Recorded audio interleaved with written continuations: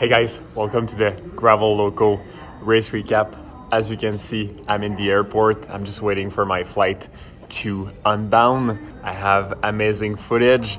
I don't think there's as much controversy as last year, but you'll see it was a very, very exciting race. So without waiting, let's do it.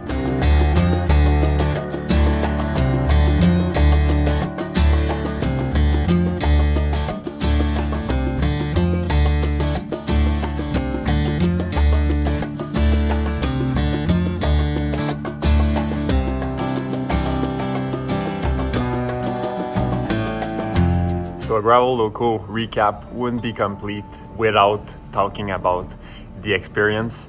So I would say that Gravel Loco really started the night before. So the night before, Fabian, the race organizers, has all the pro riders and the VIP go to his barn. So the barn was built actually very rushly last year, just before the first edition of Gravel Loco, but this year it was finished. It's very particular at Fabian's barn. He has a collection of cars, but also a collection of bikes. So it's a big subject of the night. And this year we had all the firefighters doing pizza on wood. The reason why the firefighters are there is that because Gravel Loco is built in a way that all the registration money goes to help the firefighters of the city of Heiko. So Fabian doesn't take any money of the registration. Everything goes to the firefighters. So that's another reason why a Gravel Loco is so awesome. So at the end of the night, Fabian always do his usual speech. It's full of humor. It's also full of humility and how he got into gravel and how he was able to actually build one of the biggest race in the US in 1 year, pretty much. So yeah, the night before always gets everybody pumped up in a very good vibe, ready to face the challenge of the day after. So all the good vibe of the night before kind of went away really fast.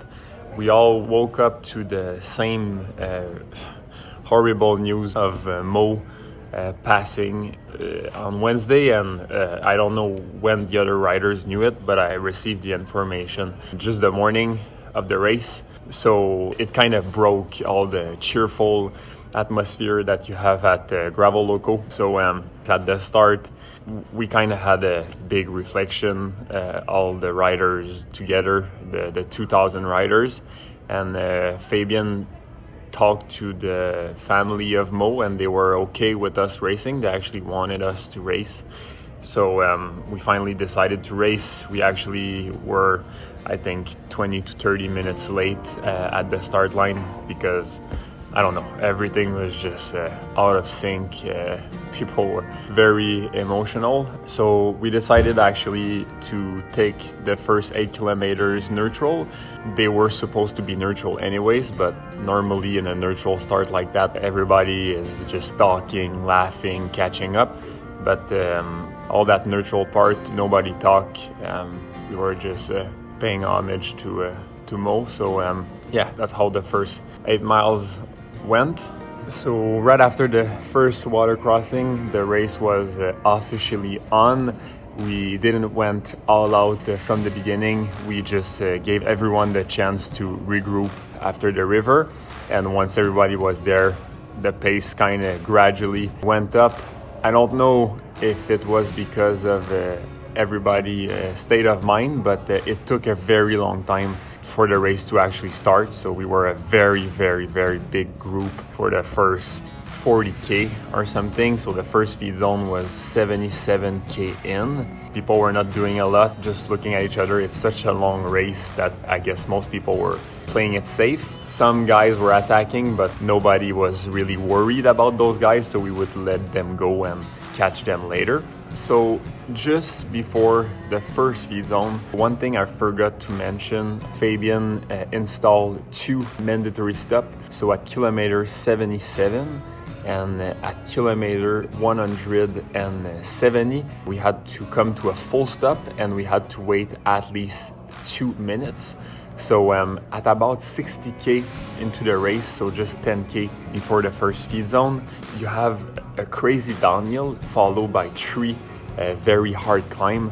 So I actually put the pressure on with Jasper and Peter. So when the feed zone hit, we were only a small group of about 10 to 15 riders, but we knew that everybody was going to catch up. So people arrive in like group of 5, group of 10. We were at the feed zone for sure a good 5 minutes. I was appreciating it a lot. It was 40 degrees pretty much all day. So I was just making sure to put water on my head, drink as much as possible, make sure all my bottles were full, make sure I had enough gels. So it kind of regrouped into a group of like 150 riders. And when Fabian decided it was time for us to go, we went. So we were kind of back to square zero, but there was still 180k to go. So right after the first feed zone, that's where things really started to heat up. So the strong guys, we were making sure to attack, put the pace on, and echelon were forming with some of the crosswind. Some people were starting to get drop or opening gaps. So the group was like shedding really fast from the back. And at one point you hit a road climb, so you have a hard right that you do on the road. I actually remember this part super well, because last year that's where Pete put a strong attack, and that's where our lead group was established. And Pete did it again, and on top we were maybe a group of 15, but there was another group not too far back. And we tried really hard to keep that group of 15 established, but the guys finally got back.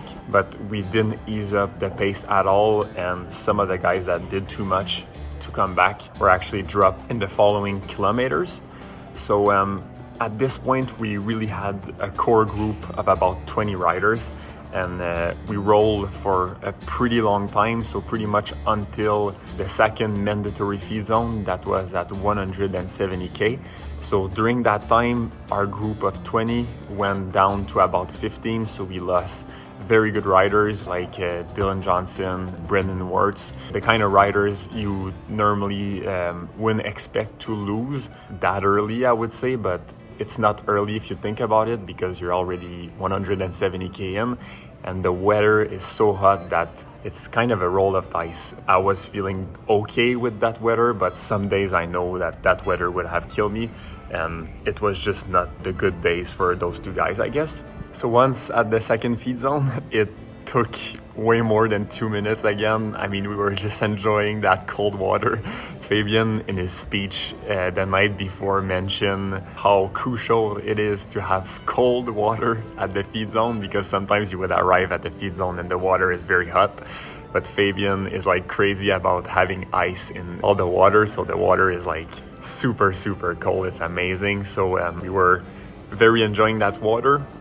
Actually, some guys caught up in the feed zone, but at this time, Fabian was really strict of knowing who was there first.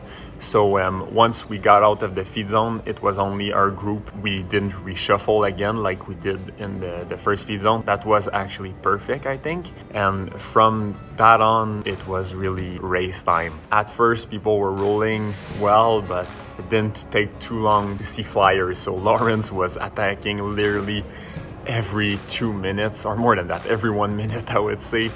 Tendam was just attacking, and the Dutch Mafia, as we called them, were really playing well together. So there was Jasper, Ivar, and Lawrence, and those three guys were really making us hurt.